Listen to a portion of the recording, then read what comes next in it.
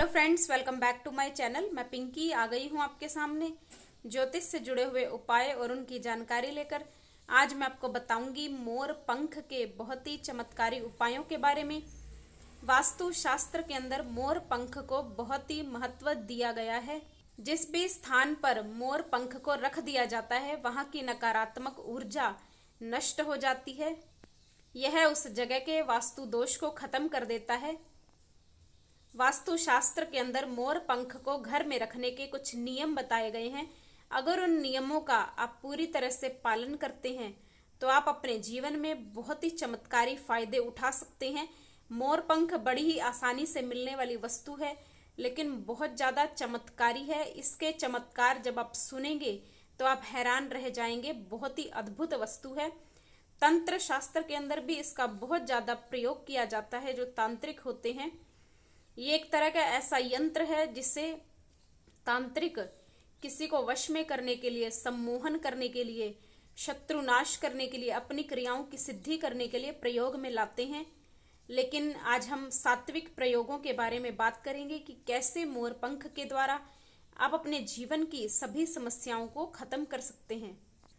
मंदिरों में भी आपने देखा होगा कि पंडित जी जो झाड़ा लगाते हैं, चाहे आप नजर दोष का झाड़ा लगवाएं, कोई आप बीमार हैं तो आप झाड़ा लगवाना चाहते हैं, कैसा भी झाड़ा लगाना हो तो हर पंडित जी मोर पंख से ही झाड़ा लगाते हैं। क्योंकि मोर पंख से जितनी भी हमारे शरीर के अंदर नकारात्मक ऊर्जा है, चाहे वो शारीरिक रूप से हो, चाहे वो मानसिक रूप से हो, चाहे किसी की बुरी नजर का प्रभाव हो, कैसी भी नेगेटिव एनर्जी हमारी बॉडी के ऊपर हो, मोर पंख से सारी नेगेटिव एनर्जी खत्म हो जाती है। और मोर पंख से व्यक्ति के ओरा को झाड़ने से व्यक्ति बिल्कुल स्वस्थ हो जाता है। तो ये तो हुई वास्तुशास्त्र से जुड़ी हुई बातों के बारे में। तो आइए जान लेते हैं मोर पंख के धार्मिक महत्व के बारे में। कहते हैं कि प्राचीन युग के अंदर एक संध्या नामक राक्षस था। उसने देव गुरु शुक्राचार्य से बड़ी ही अचूक शक्तियों को प्राप्त किया, सारी सिद्धियों को प्राप्त किया। वह बहुत तपस्वी था, इसीलिए उसने दानवों के गुरु शुक्राचार्य से सारी शिक्षाएं प्राप्त करके वह बहुत ही शक्तिशाली हो गया। और उसने अपनी तपस्याओं के बल से ब्रह्मा जी से और भगवान विष्णु से बहुत सारे वरदान प्राप्त किए और अपनी शक्ति के मद में चूर होकर वह देवों पर आक्रमण करने के लिए चल दिया। क्योंकि शुक्राचार्य देवों के शत्रु हैं, तो अपने गुरु का शत्रु मानते हुए वह भी उन पर आक्रमण करने के लिए चल दिया। उसने कई देवताओं को बंदी बना लिया, लेकिन देवता कुछ नहीं कर पाए। क्योंकि भगवान शिव का उसे वरदान था कि कोई भी देव उसका कुछ नहीं बिगाड़ पाएगा। विशेषकर देव रूप में, मनुष्य रूप में कोई भी व्यक्ति उसका कुछ नहीं बिगाड़ सकता। तो देवताओं ने एक योजना बनाई। उन्होंने मोर से गठबंधन किया और कहा कि तुम हमारी सहायता करो।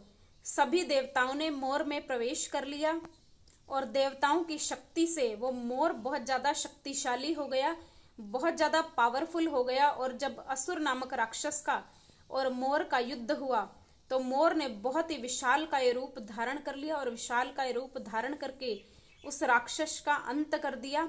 इससे देवताओं को अपना राज्य पुनः प्राप्त हो गया और सभी देवताओं ने प्रसन्न होकर मोर को यह वरदान दिया कि तुम पूजनीय बन जाओगे। और सोचने वाली बात है कि मोर पंख अगर साधारण होता तो स्वयं भगवान श्री कृष्ण इसे अपने मुकुट में धारण क्यों करते। भगवान कभी भी अपना मुकुट मोर पंख के बिना स्वीकार नहीं करते। अगर मोर पंख मुकुट में होता है तो भगवान कृष्ण प्रसन्न हो जाते हैं और व्यक्ति की सभी मनोकामनाओं को पूरा करते हैं। माता सरस्वती का वाहन भी मोर माना जाता है। माँ लक्ष्मी को भी मोर अत्यंत प्रिय होता है। जो भी व्यक्ति मोर पंख माता लक्ष्मी को समर्पित करता है, माता लक्ष्मी उससे प्रसन्न होकर धन का आशीर्वाद देती हैं। तो आइए बात करते हैं मोर पंख से जुड़े हुए कुछ विशेष उपायों के बारे में। घर के अंदर किसी भी तरह की परेशानी हो, चाहे घर के सदस्य शारीरिक रूप से बीमार रहते हो, घर में धन की बरकत नहीं है, आपस में लड़ाई झगड़े ज्यादा रहते हैं, तो उन सब का एक मेन कारण होता है घर की नकारात्मक ऊर्जा। नकारात्मक ऊर्जा सबसे पहले कहाँ से आती है? घर के मुख्य द्वार से आती है, या घर में जो भी हमारे सामान हैं उनसे आती है। तो घर की नकारात्मक ऊर्जा को दूर करने के लिए हमें घर के मुख्य द्वार पर मोर पंख का बंधनवार बनाकर अवश्य लगाना चाहिए। ऐसा करने से हमारे घर की सारी नकारात्मक ऊर्जाएं दूर हो जाती हैं और हमारे घर के अंदर सकारात्मक ऊर्जाएं प्रवेश करती हैं, जिससे घर में सुख, समृद्धि और खुशहाली आती है। आप लगाकर देखें, लगाने के 15 दिन के अंदर अंदर आपको पता चलेगा कि आपके घर के अंदर पारिवारिक सदस्यों में प्रेम बढ़ने लगेगा, लड़ाई झगड़े कम होने लगेंगे, घर में धन की बरकत होने लगेगी, घर में खुशहाली आने लगेगी, घर के सभी सदस्यों के मन शांत रहने लगेंगे, क्योंकि वहां की नेगेटिविटी जो है वो खत्म हो गई है, सकारात्मक ऊर्जाओं का वास हो गया है।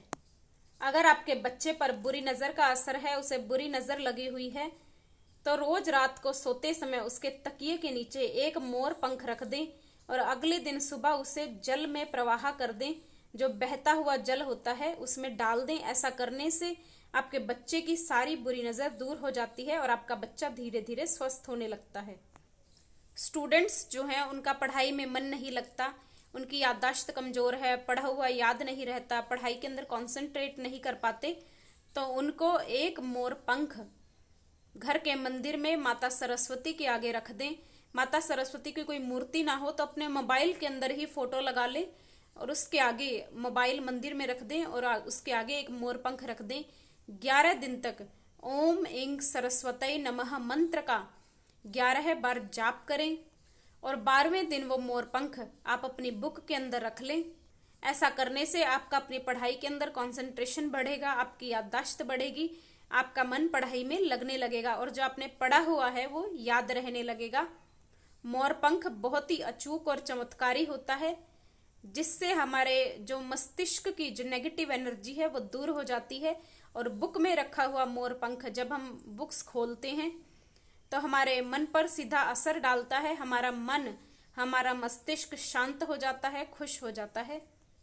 मनोकामना पूर्ति के लिए आपकी कैसी भी मनोकामना हो तो आपको राधा कृष्ण के मंदिर में जाकर भगवान कृष्ण के मुकुट में हर रोज एक मोर पंख अवश्य लगाना चाहिए। गुरुवार से शुरू करके लगातार 23 दिन तक इस उपाय को करने से आपकी कैसी भी मनोकामना हो वह अवश्य पूर्ण होती है। बहुत ही अचूक उपाय है।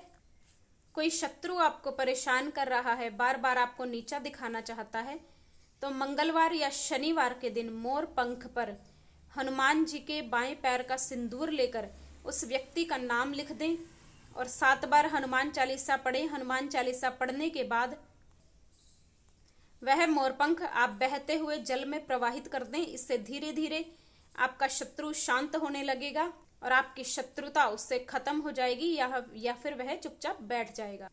हस्बैंड वाइफ में तनाव रहता है, रिलेशन अच्छे नहीं है, तो साउथ ईस्ट डायरेक्शन में 2 मोरपंख अवश्य लगाने चाहिए। ऐसा करने से उनके जीवन में प्रेम बढ़ता है, मनमुटाव कम होते हैं, उनके रिलेशनशिप बेहतर होते हैं। साउथ वेस्ट डायरेक्शन में 2 मोर पंख लगाने से धन प्राप्ति के नए नए रास्ते खुलते हैं और इससे आपकी सभी मनोकामनाएं पूरी होती हैं और धीरे धीरे आपकी लाइफ में जो पैसे की कमी है वो धीरे धीरे खत्म होनी शुरू हो जाती है और आपका जीवन दोबारा से पटरी पर आ जाता है। तो ये थे मोरपंख के बहुत ही अचूक उपाय। तो इन उपायों को करना ना भूलें और अपने जीवन को सुखी, खुशहाल और समृद्ध बनाएं। ऐसी मंगल भावना के साथ वीडियो को लाइक, शेयर और चैनल को सब्सक्राइब कर दें और बेल नोटिफिकेशन दबाना बिल्कुल ना भूलें। ऐसी मंगल भावना के साथ जय गुरुदेव।